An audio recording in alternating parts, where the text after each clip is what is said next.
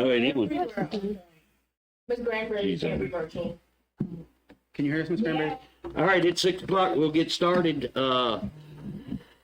Let's see, really probably we can jump down to number 6. A, ordinance 2024-1126, public hearing and a final reading on an ordinance to require 9/11 locators to be installed on new residential construction. Philip, you got anything to add? I'll just kind of go from the notes on that. This is a second reading, so it will have a public hearing. It will update Type 7 of the municipal code, and it is for all new residential construction. Okay. Any questions? I will say that I've had more people comment about that than anything since I've been on the commission, that they agreeing with that I went against it, that it's a great idea, but if the city wants it so bad, then maybe it's something that they offer a free light bulb, the first free light bulb or something like that, but not to mandate it. And I've never had that many people comment. Okay. Anybody else? I guess on the opposite, a lot of people liked it because you got new streets and new roads, and you're not in that Google thing. Is like the new people come here and they don't really know where they are. So All right. Or,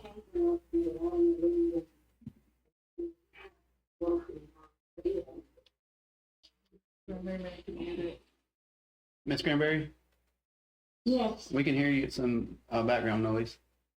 Okay. all right, ordinance 2024-1127. This will be another public hearing and a final reading ordinance accepting portion of Magnolia Drive as a city street. The mayor and commissioners, you've seen this last month. It was also It was also on the planning commission this month, and they passed it. Okay. It will be, again, second reading, public hearing, and then we will be changing our,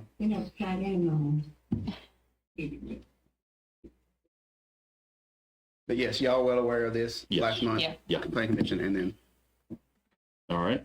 Ordinance 2024-1128, again, another public hearing and final reading to rezone the property at North Main Street at 16.3 acres. yes, this was another second reading, public hearing, going from highway commercial to light industrial. The planning commission did deliberate it and send it to you guys, and you guys deliberated last month, and seems to fit the land use for the area. Good. Any questions, comments?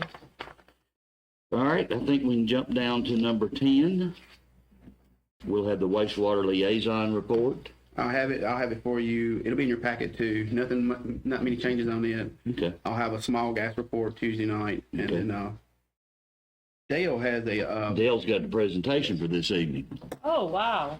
Dale, come on forward, man. Mayor, Commissioners, thank you for letting me speak. What we have is, it's called the lead service line inventory, and this is something that the EPA is pushing down to the states. States are pushing it down to us. This is phase 1. So hopefully if you have any questions by the end of this, maybe I will have covered it. So what we've had to do is we've had to follow this because in 2021, the EPA passed regulation requiring systems to identify and list lead service lines, which would be from the main to the meter, past the meter to the home. And they're also wanting us to identify your plumbing, which we've never had to do before, ever. Usually we just require to know what's our assets, but now we're having to figure out what you have in your home. So this includes system lines as well as customer lines. And if it's connected, whether it's in use or not, we have to list it on this list. So this is kind of a quick diagram just to give you an idea. You've got your water main in the bottom. You've got your meter, which is the transition point from city asset, meter, then customer asset. Again, we've never in the past had to know what's past the meter, but now we're mandated to. So we don't know what's past the meter. We are required to identify what's past the meter, and we must list all service lines as either lead, galvanized requiring replacement, unknown, or non-lead. So lead is pretty much, you have a service line that's lead. We all know that lead can cause problems. Galvanized requiring replacement. This is a tricky one. So galvanized iron is not bad in and of itself. What it is it will corrode and it'll hold minerals. It looks like rust, but it's really minerals. And if you have lead upstream, lead's very soft material and it flakes. So those flakes could build up in one of those cavities. And then you could potentially have an issue. So ours are unknown here because we don't know what people have in their personal plumbing because we've never had to. So we're going to list our galvanized as galvanized requiring replacement, which they need replaced anyway. It's the safest way to do it. Unknown means we do not know what you have. And that's what most of what you're going to experience is going to come from. Non-lead is we used records or we identified with our eyes or visual inspections or whatever. We went through every record available from county records to plumbing records to code records. We were able to eliminate quite a few, not as many as we would like.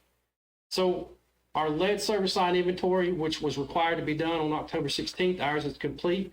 As a matter of fact, every system in Tennessee is complete with the initial list. So this is an ongoing thing. We're in phase 1, and we all know how when the first thing happens, it's going to be a lot of changes in the future. So every year, we are required to report anybody that has lead, galvanized, requiring replacement, and unknowns.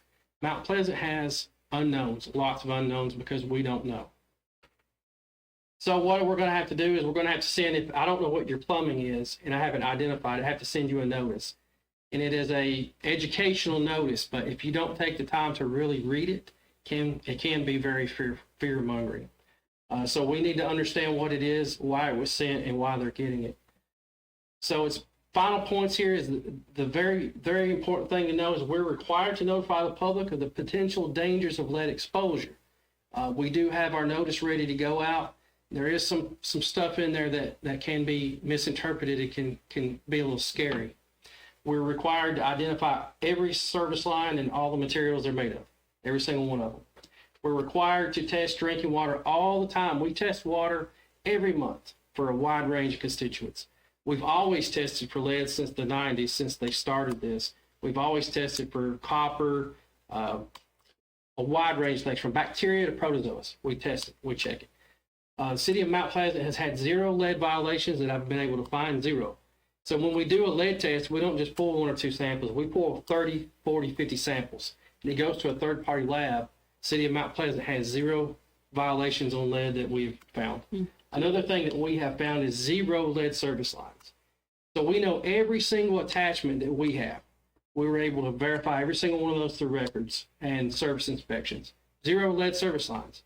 Another thing is when lead was popular in service lines, it was more of an expensive material. So in the South, it's really not as popular as it is in the North. There are some areas where it's very prevalent because they mined for lead, so it was real easy to get. But although it can be scary, this notification is really set out. It's meant to educate because the ultimate goal is public safety. So what everybody's going to get is a copy of our notice so you can read it over. That's what I was going to ask. And I would ask for you to please reach out to me with any questions. There's a lot of things that's still unknown because the state doesn't know themselves how they're going to enforce all this. So we have a lot of questions too, but we're working very, very close with the state. The state's working close with the EPA. So as soon as something changes, they mass email all of us and they say, hey, this changed, we got to do this. But this notification has some pretty stern language in it that if you really don't understand what's saying, it talks about getting your child tested, for one. If I came home from work and I didn't do this every day and I just happened to say get your child tested for lead exposure, I'm going to start calling people. Yeah. And I understand that. So anybody that contacts you, I want them to contact me and say, hey, I'm concerned. Dale, in the wording in this notice is mandated wording. We didn't come up with it. Yeah, this is from TDEC. This is required. This is from TDEC. We were allowed to make changes to fit Mount Pleasant. One of the things I think this is going out this month, and I didn't want you guys to be blindsided by it, because you may very well get phone calls over it. Yeah. So, Very well, we will. so hopefully, because we're going to get them as well, so maybe you can help educate the public on it too. If you got any more questions, reach out to. You're saying as far as the city goes, our lines are lead free. Our lines are lead free. But We have, from what goes from the meter to the house, and that could be a different subject. yes, sir. Okay. And we're not able to crawl into your house. I don't think our insurance would allow it, but what we hope is that the community will reach out, and then while they're asking us questions, we can in turn say, would you mind answering a few questions for us? What do you have? Do you know? You may or may not. Thank you. But it's very important we know we've had 0 lead violations. And we mass send out these big, massive bottles. I mean, the state looks hard for lead. And as far as I know, we've never been anywhere close to being over the threshold. We have 0 lead service lines detected. And that's 3,000, around about 3,000 lines that we've had to go through, as well as every single property record, state records, everything we could find. So how would a person know? How would a homeowner know if they got, So a lot of times, if you have a lead line, you can scratch it and it'll flake off, and it's a really light gray. So it would be inside your house? Yes, it would be inside or under your house, under your sinks. What we're probably going to see here is people are going to think they may have lead, but it's more than likely galvanized iron. Dale, is not a key date on there in like 1988? Yes, key date is if your home was built after July of 1988, there was a lead ban. So you could not buy lead plumbing materials Oh, I got after that then. July of 1988. How about 1940? oh, you got it, but you got There- the best stuff and. You more than likely have galvanized if you have anything, because galvanized in the South was very popular. And again, I don't think lead lines are going to be an issue anywhere here. But galvanized aren't good either, then, right? Galvanized, they're not. Yes and no. They need to be replaced. They're old. They're past their shelf life. Galvanized iron was good. It's time, You might have a new one. but it builds what they call tubercles, and the guys at the shop call it tuberculosis. And what it is, it's mineral buildup. So water. Another thing to know. I'm not trying to get too far off in the weeds, but water will naturally leach everything around it. So part of what started in Flint, Michigan is they were stripping every mineral out of the water in their treatment, and they forgot to do the proper thing, add minerals back. And it's setting all these apartment buildings, plumbing, they were iron, and it leached all that iron. Yeah. I don't think, we don't treat that way for one, but we found 0 things to cause any caution. And again, this notice is probably going to scare some people. Yeah. But I really hope that they'll take the time. I don't care what time it is. I would rather somebody call me than to be concerned. All right. Dale, you said it was in July of 88 lead was outlawed? After July of 1988, if it was built in July, there was a lot of homes in Mount Pleasant that were July of 1988. So I had to put them in the unknown basket because I don't know what part of July. So anything after July of I'm 1988. gonna use the word Are ban. they getting that letter too, Dale, after July of The 1988? only people that's getting it, Before? yes. Okay. Good deal. And this is something that's going from coast to coast. It's the entire United States. What was your question, Philip? If your house is after 1988, you won't get the notice? No, because it was outlawed, so Outlawed. it wasn't put in the house. Oh, okay. So that, which we have a lot of homes before 1988, but there's a bucket of them that won't get this Oh, notice. okay, new plumb. I have it looks like plastic, but it's not plastic. I think it's- If it looks like plastic, if it's any kind of plastic, but if I looked on your records and I don't have any plumbing records and I seen that your home was 1944, there's a good chance you're going to get this notice because Yeah. I personally didn't know until we had an interaction. It just would be cool if we had something we could, like, people come ask us here's how you find out. Or maybe that's in here and I didn't read it yet, but, So I'm going to work with Michael Haywood when he gets back, and Okay. we're going to put together something on our website. okay, yeah. And I have a picture that shows lead, copper, galvanized iron. That's perfect, yeah. And if somebody's concerned, if I'm allowed to, I don't know if I'm allowed to, but I wouldn't care to help identify myself. Because I have to identify these now one way or another, whether it's by communicating with you or field investigation. But the main thing is lead's a very soft material. Yeah. You can flake it off really easy. Light gray. You know, one thing about this is kind of odd. We're not really allowed to pass the meter, but they're requiring us to identify past the meter. So it's kind of a weird situation there. There's a lot of questions that are unanswered at this time. But we're doing the best we can with what we do know. And the lady that heads us at TDEC, she's wonderful. And she reaches out every week with updates. Okay. April Grippo? This one is Miss Jennifer Murray. And if you guys read this, give me a call. Say, hey, Dale, I read this and this is concerning. And I would love to have the opportunity to explain it because I don't want anybody concerned. I really believe in what we're doing here. And it's an educational packet. Any more questions for Dale? Thank you. Thank you. I appreciate you getting us this notification too. I wrote that date down. Thanks for your job. All right. New business, resolution 2024-34, resolution regarding the purchase of real property at 115 Columbia Avenue in Apple Tree. Bill? All right, Mayor Commissioners, I'm gonna read some of the notes on this. This is something that's been going on for several months. Dale's put an illustration up there we can talk about in just a minute. But this is, you'll have a agreement in front of you Tuesday night, and it's to purchase the undeveloped property that, it is the undeveloped portion of the property. It's displayed on the screen. It's right next to our Apple Tree location, the utility building. The purchase price is $40,000. If you do approve that, after that happens, so we would go and have it surveyed within 5 days. That's what's in the contract. And then you're giving me the authority, if all parties agree, to follow through with that purchase. What you see in front of you up there is, in your packet, you're just going to see the exhibit of the whole property that's owned, that's not ours. But after survey, this is kind of the idea of what we would be purchasing. It's pretty accurate, but it's not exact. So it's about 3/4 of an acre, and it is directly abutting our property that we already own. I mean, right next door to our Public Works Department, so. And purchasing this property will allow us to, Yeah, so I think as far as future, if you're looking at things, we're always, always have equipment. Right now, we have a vac truck that we've got to store somewhere. I think we're gonna be able to put it in City Hall's bay for this winter, but it's got to be in the heat. It's got to be out of the cold weather, sorry. But, so looking forward in the future and just expanding our space, it's needed. We don't have any plans right now, but if you do approve it, we would start meeting and talking about what does that look like in the future. Don't get many opportunities like that. Excuse me. Any comments, questions? No. Resolution 2024-35, authorizing the sale of certain equipment, surplus equipment.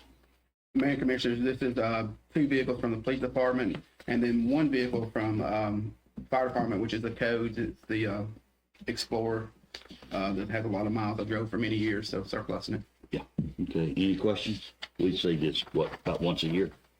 Yes, sir. Resolution 2024-36, a resolution authorizing the city of Mount Pleasant to accept the 2025 Tennessee Highway Safety Office grant. Mayor Commissioners, Corey wanted to do this by resolution, and I 100% agree. The first couple of months, I spent a lot of time in action items and not been able to find a resolution in minutes, and so she wants to move forward in the future doing everything by resolution, so it's easy to find. Yeah. There's no match here. It's all from Tennessee Highway Safety Office. Michael's here to talk about it if you need any more information, but no matches. It's a grant to them. Any questions for Michael? Free money. Free money is free money. what y'all have to do with the grant money? What would it be used for? We're gonna use it for equipment. So we've used it every year. We've gotten this grant for 20 years or so.